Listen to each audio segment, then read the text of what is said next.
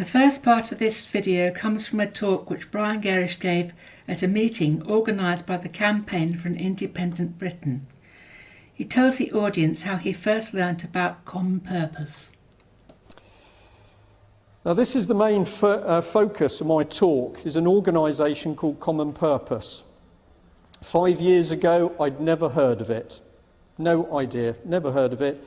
Even though I'd been in business for quite a long time, I was a director of the local Chamber of Commerce in Plymouth. I can say that I was quite well involved in the community. Never heard of it. So Brian Gerrish was well known in the local community as a businessman, was he? Doing what? Having been in the Navy for 21 years, most people would have difficulty adjusting to civilian life and difficulty holding down a normal job working for someone else.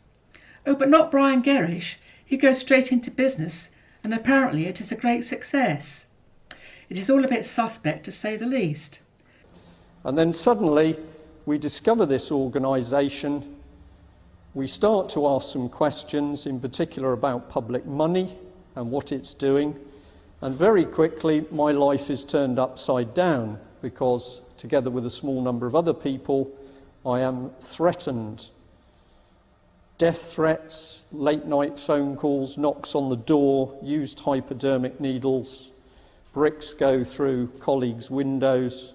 A whole series of very nasty things happened within about a month of us starting to ask some penetrating questions about this organisation. So that is his story.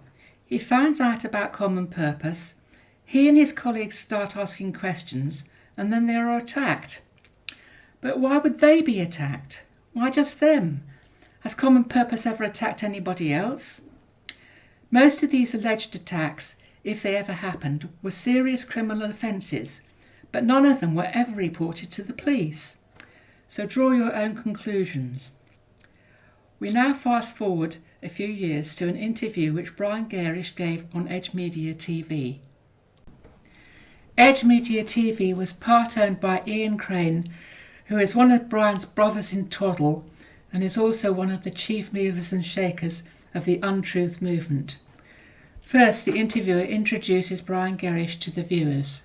Live in the studio, we've got campaigner and former Lieutenant Commander RN Brian Gerrish, who will offer us some very startling revelations. What a show we've got tonight. Brian, welcome. Good evening. So, Brian, I know you've been campaigning for quite a while on the subject of common purpose and associated subjects, but I think we need to get a little bit of background. Obviously, you were in the Royal Navy for some time. Could you give us a little bit of... Well, don't we look smart today, Brian? All spruced up, suit and tie, not a hair out of place. Well, I suppose if you're going to tell another pack of lies, which contradicts your first pack of lies, you do have to look smart, don't you? So let's get started.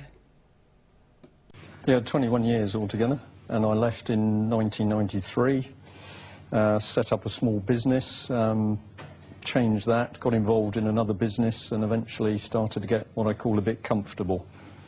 Okay, so far so good. Yeah.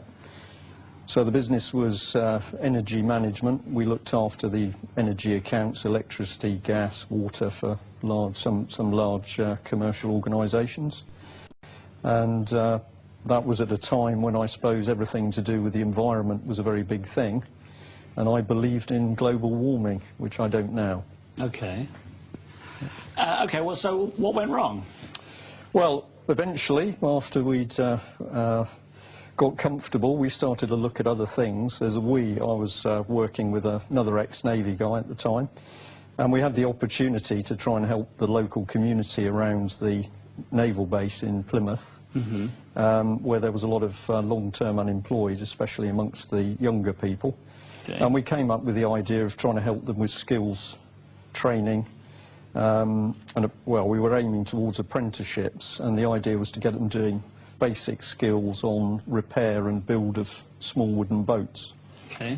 We had a lot of enthusiasm from the community, and in fact there were some amazing things started to happen because people in the local community started to talk about HMS Beagle, which took Darwin to sea and was refitted in Devonport before it went.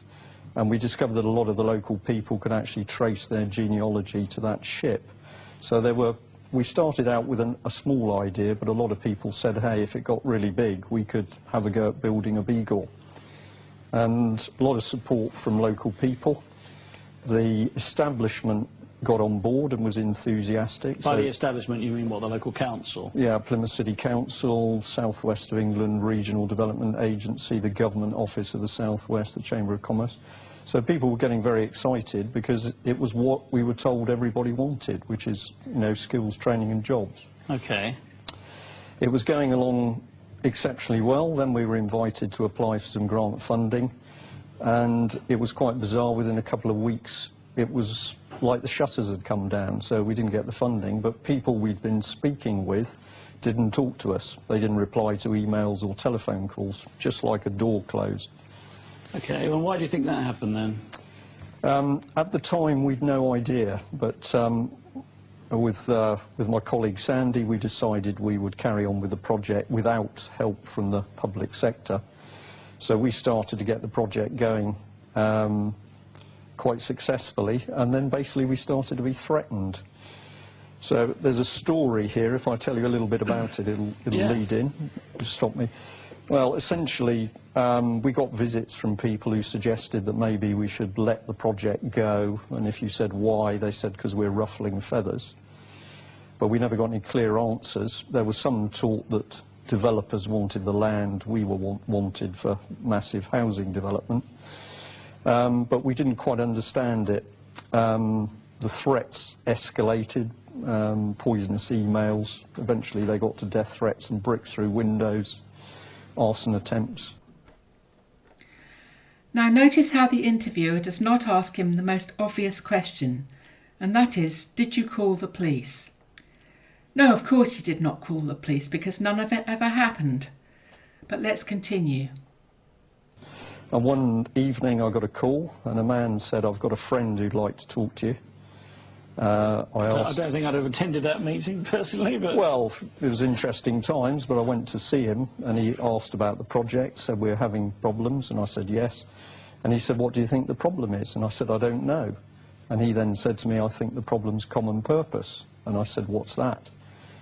And he said, well, it's an organisation. And I said, would you tell me about it? And he said, I'd rather not. So I said, well, I've driven here to talk to you. Why won't you talk to me about it? And he said, well, I'd just rather not. I got the impression he was scared. Notice anything else? That's right, it's a different story from the one he told previously. In the first story, Brian Gerrish and his colleagues in the business community found out about Common Purpose and started to ask questions about misuse of public money. There was no mention of any attempts to start a local charity. This time around, he goes to see someone and has to ask him about Common Purpose. So we chatted about some other subjects. I went home, went on the internet, looked up a site for an organisation called Common Purpose, very different from the present website. And I thought, what is this? Because it was talking about future leaders in society, and I'd never heard of it. So from that point on, we started to dig, and what we discovered in Plymouth was that it was everywhere. Police, hospitals, schools, Chamber of Commerce, but we'd never heard of it. So I'm with colleagues in the Chamber of Commerce who are Common Purpose, but I'd never heard of it. And they didn't say? There was no And they didn't knowing. say, no. And how had they become part of Common Purpose, members, if you like? Well, the correct term, according to Common Purpose, is that they're graduates, but basically they had been selected to do a course, which at that stage was a course called Matrix, which was 48 hours in a secluded environment, a hotel or a small accommodation where people could stay overnight, and then following that a day a month for a year.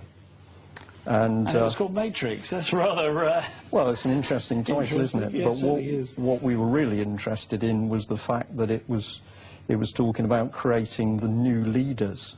So you say, one, who is Common Purpose to create these people, and what do these new leaders do?